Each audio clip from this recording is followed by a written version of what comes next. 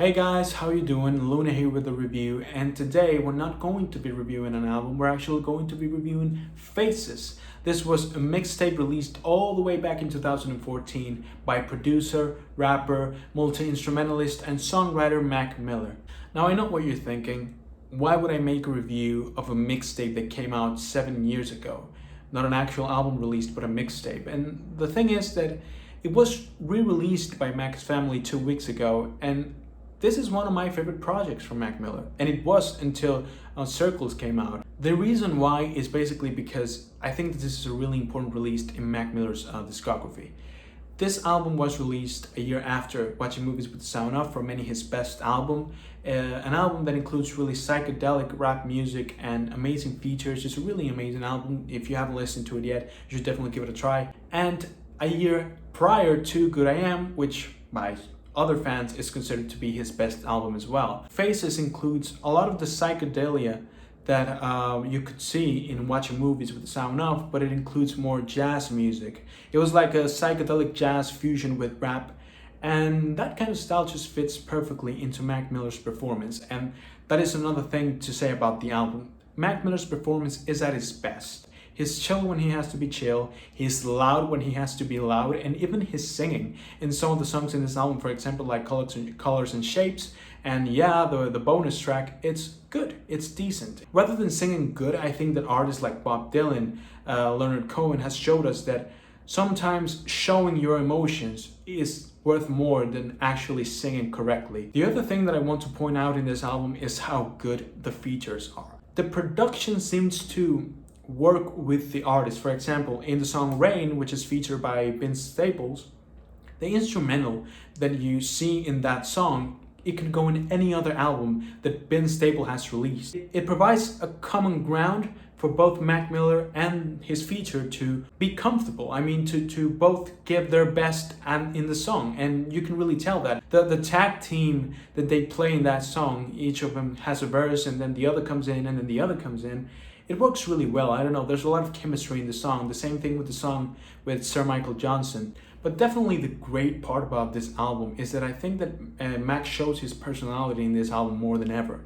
I mean, you can have a really romantic side of Mac Miller, for example, this, right? You can have lyrics like this, and then all of a sudden right after you just heard this, it comes out with one of the most sexually assaulting lines I have ever heard in my entire life. And I don't know, it just represents Mac Miller as a character. He can be really philosophical and really deep, but at the same time just go around how he just wants your pussy and wants that pussy on ice. I love it. I love this contrast between being romantic and being sexual. There are so many drug references in this album, and it matches perfectly with the sad themes about the album, right? Because he talks about cocaine and he talks about pot, and he talks about it in an optimistic way. He doesn't talk about it in a depressed form or saying that he's addicted or anything. He talks about it in a good way, but then he goes out to say how his depression and anxiety is ruining his life and it's caused him traumas. It's in this point where you see what is going on, you know? It's almost like the only happy moments in this album,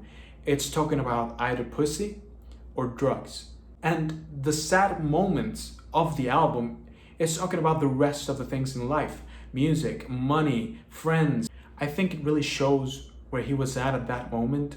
In musical terms, I believe that this album is really important because this is where we first saw the soul-influenced music that he wanted to make.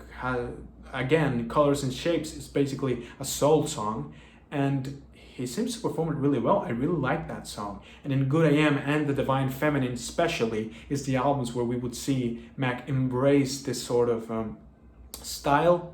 And even in his latest record, it's more of a singer-songwriter record / rap album, hip-hop album, that hip-hop alone. And all of that tendency for singing came out in this record. Because before that, we had an EP that I don't remember when it was released, after or later. I don't really remember, but I think it was later. I think this was the first time that Mac Miller really showed this tendency that he didn't only want to be a rap artist, he wanted to go to different places as well. Still, I think that Mac is at his best in this album when he's rapping and going all over this hip-hop, jazz-influenced beat with some really weird touches in the background. For example, some of the songs include verses or monologues from different movies. For example, in the track I think that in this album, Mac's flow was at his best. I never heard Mac Miller sing in such a relaxed fashion. I mean, and that's just the great thing about him. Let's be honest here, the most enjoyable tracks that Mac Miller has released is when he was at first. I mean, Neck is on My Feet, Kool-Aid and Frozen Pizza, Donald Trump. I think that was Mac's most enjoyable projects.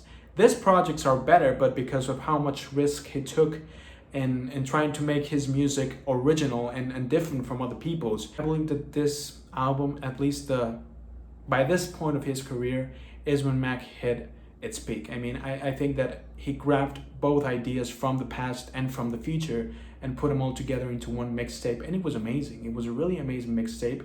And before Circles was released last year, this was actually my favorite project from Mac Miller. It's a 90 minutes long mixtape. I mean, it's not an easy runtime to go through, but still, I didn't find any moment, not even one, to be boring.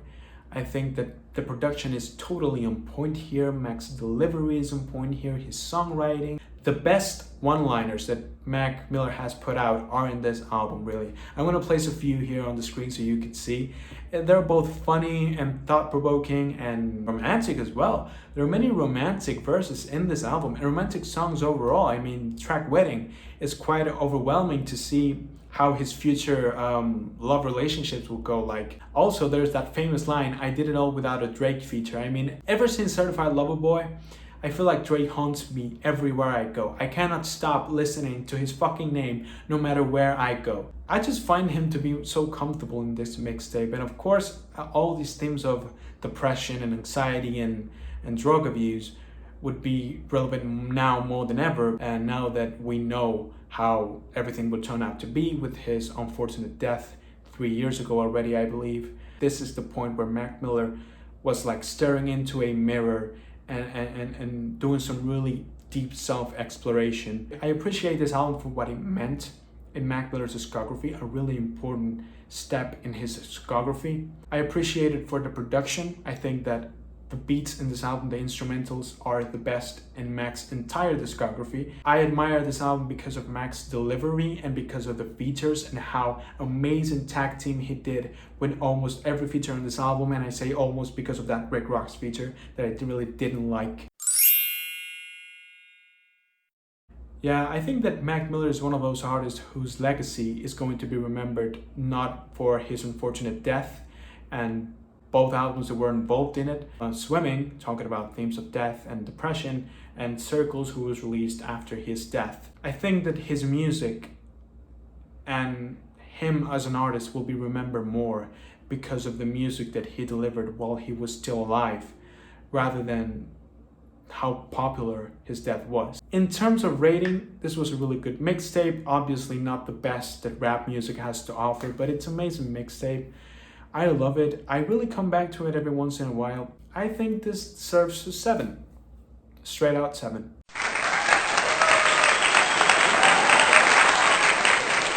I hope that you enjoyed the video, guys. Leave a like down below if you want to see more videos like this and subscribe to the channel to actually see them. Leave a comment down below if you want me to review any other album or any other mixtape or any other artist, and I'll make sure to check it out. So stay tuned and we'll see you next time.